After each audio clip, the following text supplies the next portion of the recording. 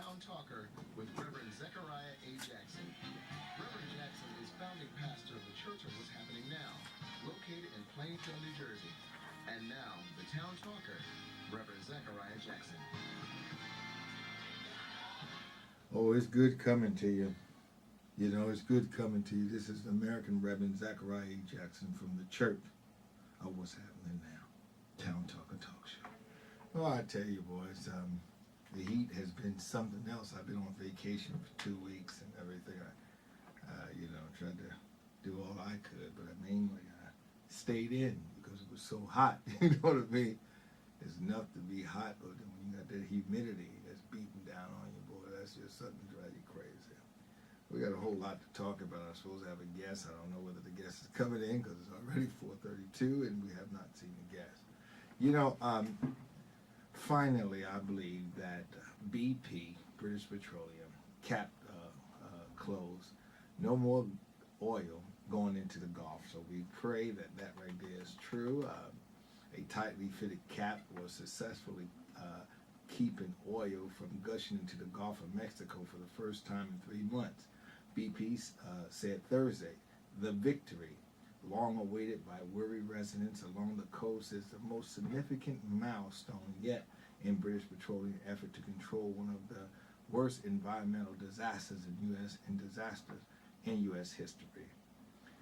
Kepwell, a BP PLC vice president, said at a news briefing that oil stopped flowing into the water at 2:25 p.m. after engineers gradually dialed down the amount of crude escaping from the last 3 valves in the 75-ton cap. So it's just something. I'd like to one day visit the place that actually build these kind of things. We were so focused on BP, but we have not spent any time to surf and find out who builds these mechanisms to stop the oil or the great funnel, concrete funnel that was made. BP don't make it, so someone made it. But I'm going to try to go to a link. I believe it's right here, NBC link. And it's probably going to have they're going to talk about it now. Let's see what we can get going now on BP. I don't seem to be able to pull it up. I don't know what's going on with the computer now.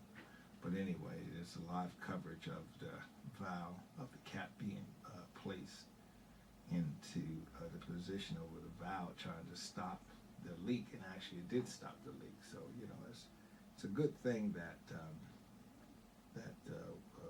people are still working to do these things, because for a minute there we wondered, will it ever stop? You know what I mean? I think after 85 days you wondered, how much oil was lost and everything, and if they could just give us that oil, I imagine that we could drive our cars for about at least 5 or 6 years, and everything. But unfortunately, that's just not how business work. They don't seem to give anything away. So, and let me see. We'll pull up somebody else and try to see if there any. Trying to get something. Let us begin this Thursday morning, though, with the breaking news. Okay. BP finally ready to test that new ceiling cap. NBC's chief environmental affairs correspondent Ann Thompson has the latest on this story. Ann, good morning to you. Good morning, Matt. The BP says it replaced the leaking mechanism overnight, and it is now ready to start that well integrity test. It hopes to have that test underway later today. And it's a test that should give BP a good idea of just what kind of condition the well pipe is in beneath the sea floor. As an anxious nation waited for the complicated test to begin, crews found a leak in one of the lines. Robotic vehicles worked overnight to repair it. BP wants to close each of the 5 outlets on the cap and blowout preventer to stop the rush of oil. At each step, scientists will get a clue about the condition of the well, making sure there are no leaks based on key readings of pressure levels. The pressure readings stay low. That will tell us that the oil is probably going someplace else, and we need to consider the fact we may have a breach. The test got the green light after a 24-hour delay requested by the government. Its scientists wanted to make sure the test would not make the situation worse. In other words, this is a first do no harm to the well. The risk is substantial. You would have a situation where you have an enormous amount of pressure coming to a halt immediately, very much like a train running into a brick wall, and that would send a shock wave down the well bore, which could cause problems anywhere from the surface of the well bore to deep in the well. But if it works, if they can shut in the well, the rewards are enormous, finally stopping the flow of crude that is washed ashore in 5 states. The cap was designed to contain oil and send it to ships on the surface while relief wells are drilled. Actually shutting down the well, BP says, was long an unspoken possibility.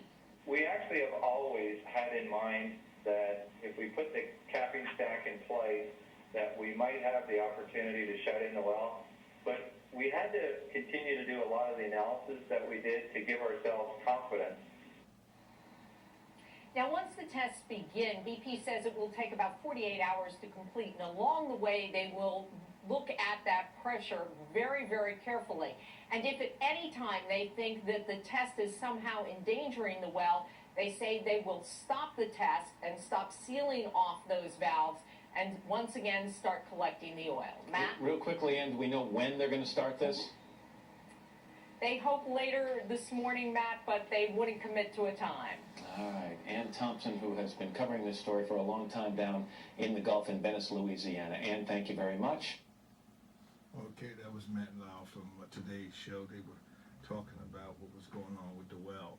You know, it's just something how that we can develop things, but we also have to come up with safety precautions. So hopefully that this has been the journey for this country and for BP and the other oil companies and things that that they'll take a little bit more time to investigate and come up with safety mechanisms to put things in order. And I'm sure that there was a great learning in this 85 days, because this has been a long time, and you know, so much money has been lost from the Gulf of Mexico because of vacation. 4th of July was basically ruined, came to a halt.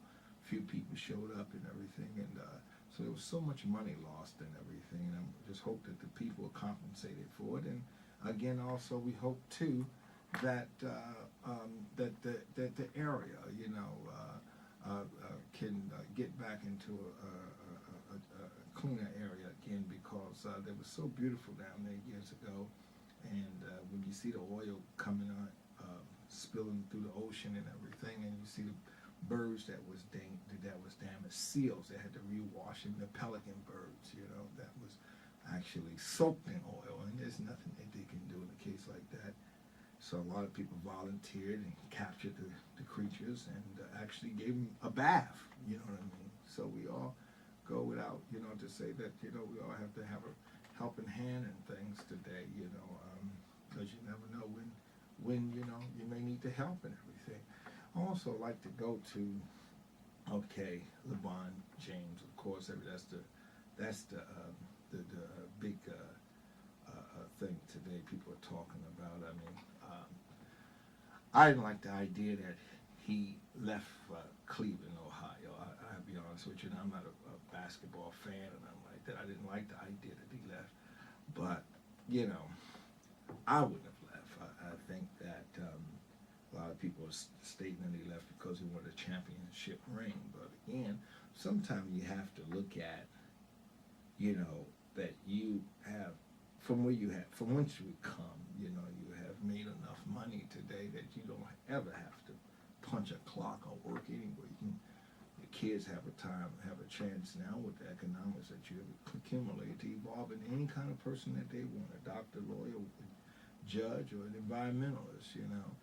And you have to look at that sometime. You have to really take a look at that. But then some, you know, when you get to this sport thing, because some people go so crazy over it that, you know, he won a ring. That's what they say, that he really want this championship ring. So he opted out of Cleveland to go down to Florida to get this ring. And from what I understand from basketball enthusiasts, those that love the game, they said that basically bankrupt the team.